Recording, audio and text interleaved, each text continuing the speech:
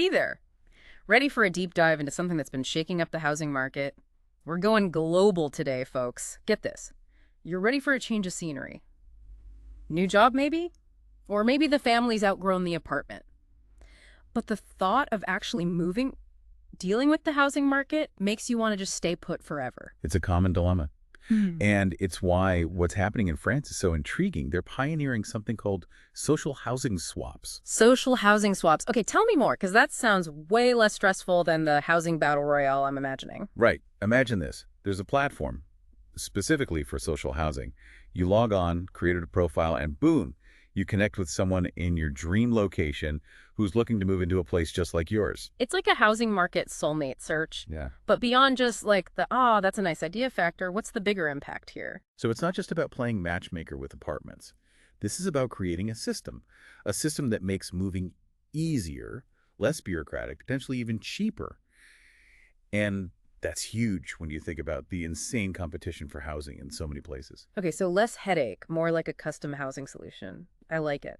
But this is bigger than just France, right? I mean, the housing market's global, and it feels like everyone's feeling the squeeze these days. Exactly. And that's what makes it so fascinating. France is like a testing ground because they're dealing with the same global trends we see everywhere else, urbanization, people wanting more flexibility after the pandemic.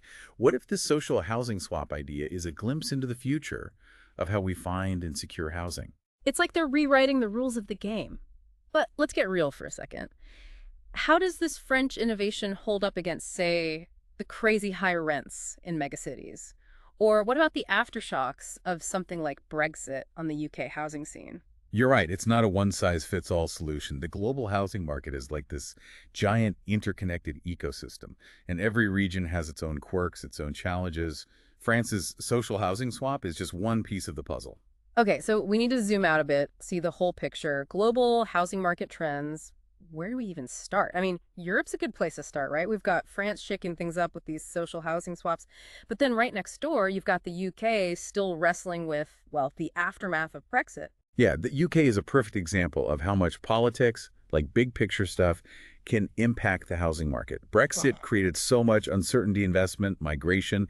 It's all connected. It's like dominoes. One thing falls, and suddenly everyone's fighting for a decent flat in London. And London was already like the poster child for expensive housing. Right, affordability was already a huge issue there. But it just goes to show housing doesn't exist in a bubble. It's tied to everything else. Speaking of tied to everything, Germany, strong economy, notoriously competitive rental market. How are they handling all this global housing chaos? Germany's interesting. They have a really high percentage of renters. So they're hit hard by any swings in the rental market. And while they haven't gone full on with the housing swaps like France, they're getting creative.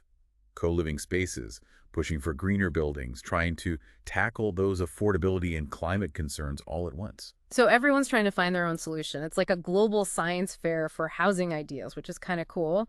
But we can't forget about the US. It's massive, it's diverse, and it always seems to be at the center of, well, everything. What's the housing situation look like over there? The U.S. market is wild. Yeah. It's full of contradictions. You've got these booming tech hubs, think Silicon Valley, Seattle, Austin, incredible growth, tons of jobs, but it comes at a price. Housing costs in those places are astronomical. It's almost like there are two different Americas when it comes to housing, right?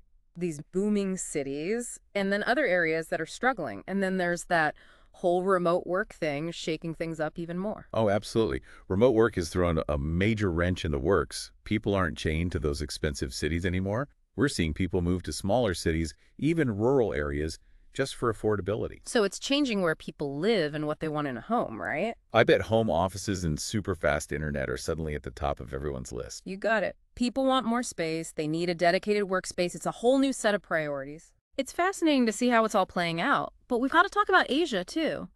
It's home to some of the fastest growing economies on the planet. What kind of housing trends are popping up over there? It's like a whole other world, housing-wise. We've got China, for instance, dealing with a real estate market that's been, well, let's just say it's had its ups and downs lately. Yeah, China's situation is a roller coaster. For years, they had this insane construction boom, like building cities overnight.